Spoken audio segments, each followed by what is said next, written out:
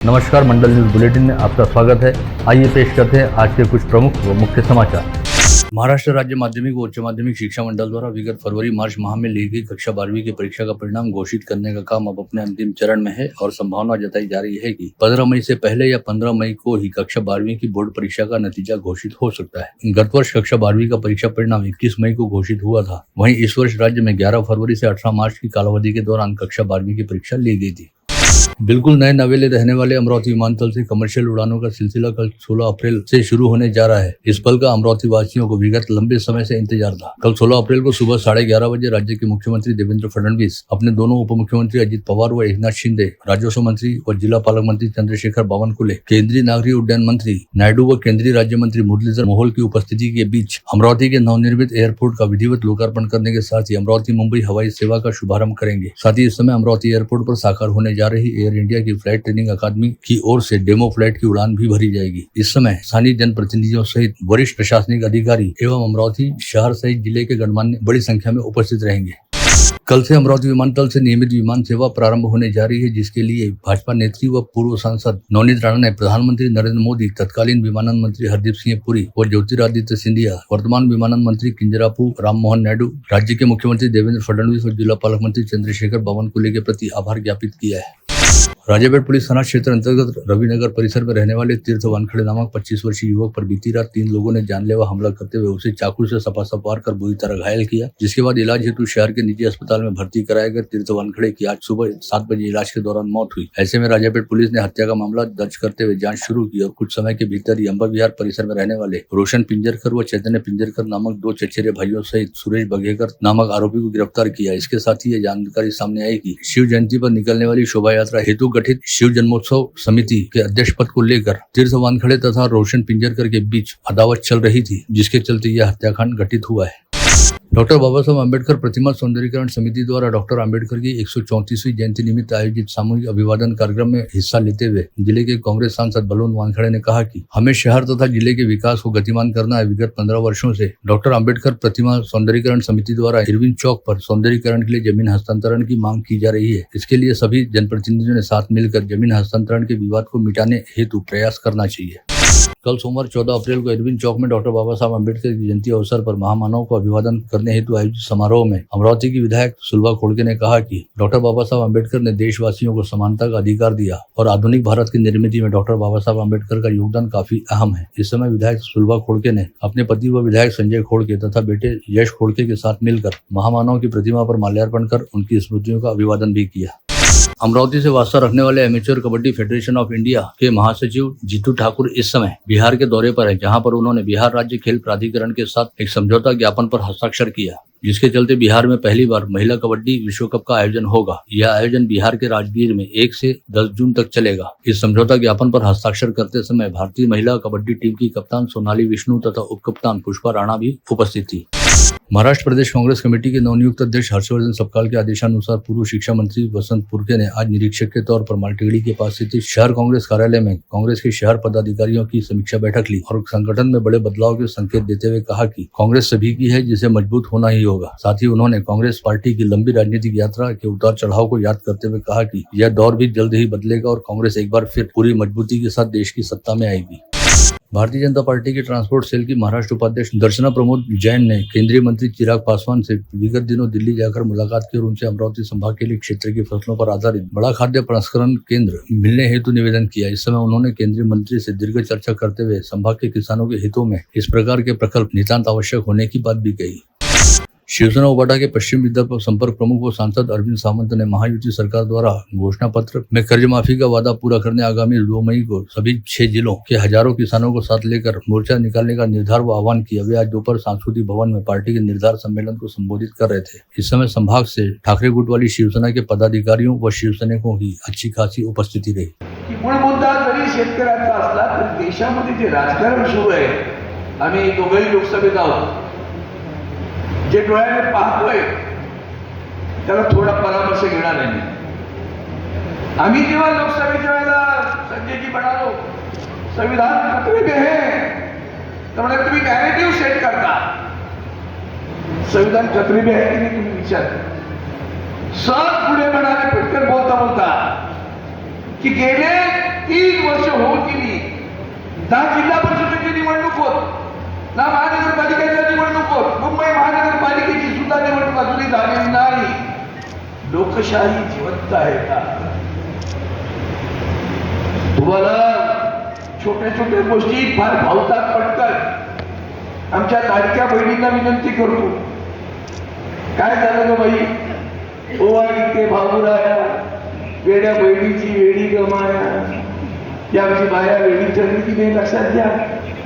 हे जग कलियुग, फसवणूक करणाऱ्यांचं जग. प्रहार जनशक्ति पार्टी के मुखिया बच्चू कडू द्वारा किसान हित में मशाल आंदोलन किए जाने के बाद आज पार्टी के प्रवक्ता जीतू दुधाने, गोलू ठाकुर व राहुल तपाले ने मुंबई में यशवंतराव चौहान सेंटर जाकर देश के वरिष्ठ नेता व राकापा के मुखिया शरद पवार से मुलाकात.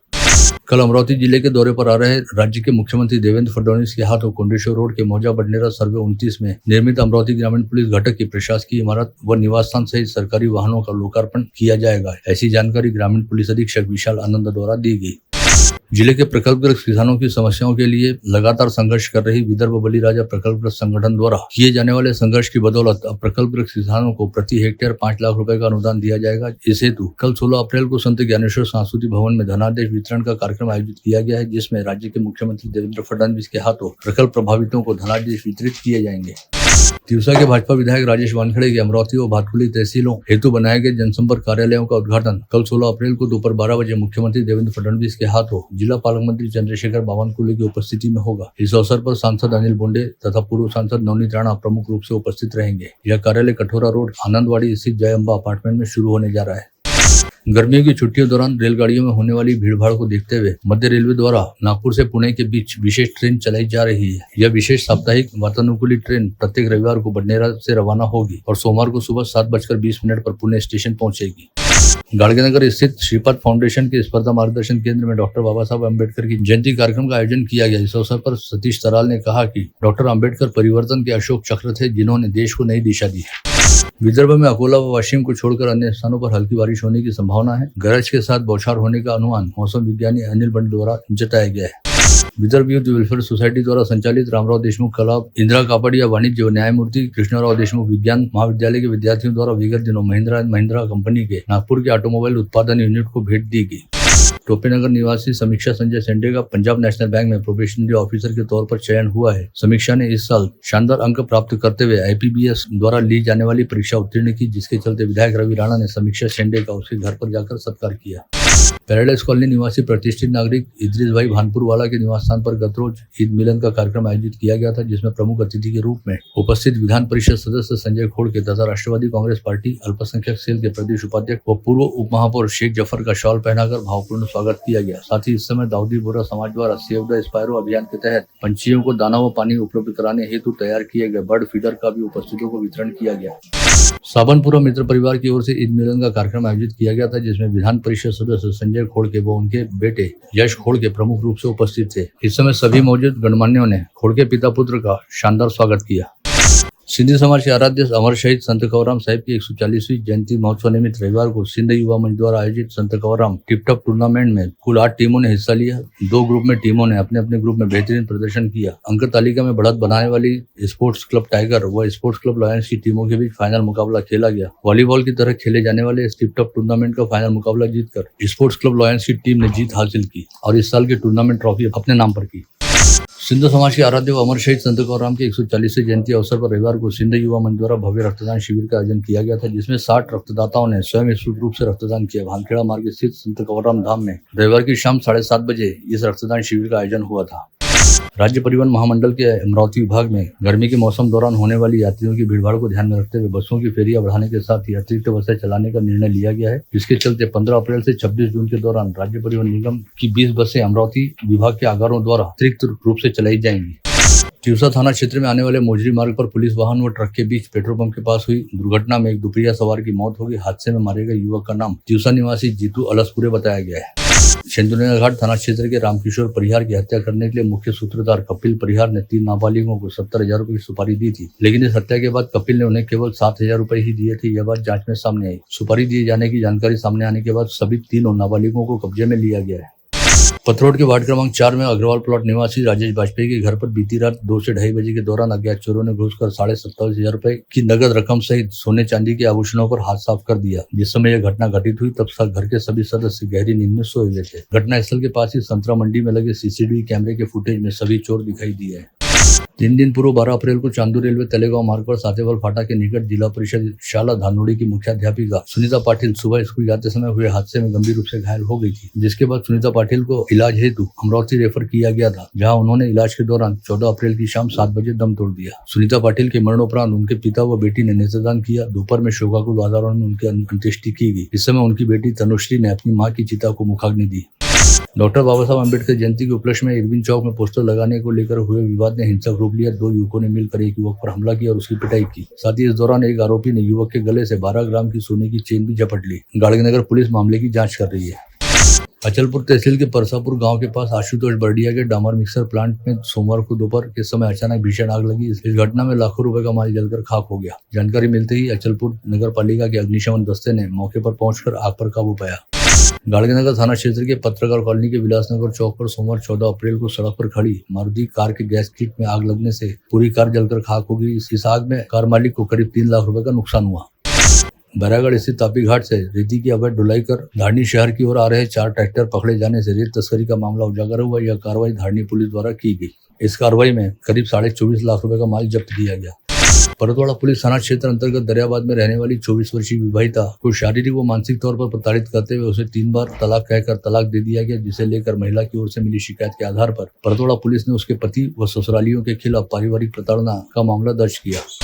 यवतमाल शहर के गाड़गनगर थाना क्षेत्र में वैवाहिक विवाद के चलते एक व्यक्ति ने अपनी पत्नी की सिर पर रॉड से हमला कर हत्या कर दी। यह घटना सोमवार की सुबह 11 बजे घटित हुई। हत्या करने वाले आरोपी पति ने बाद में पुलिस थाने पहुंचकर आत्मसमर्पण कर दिया।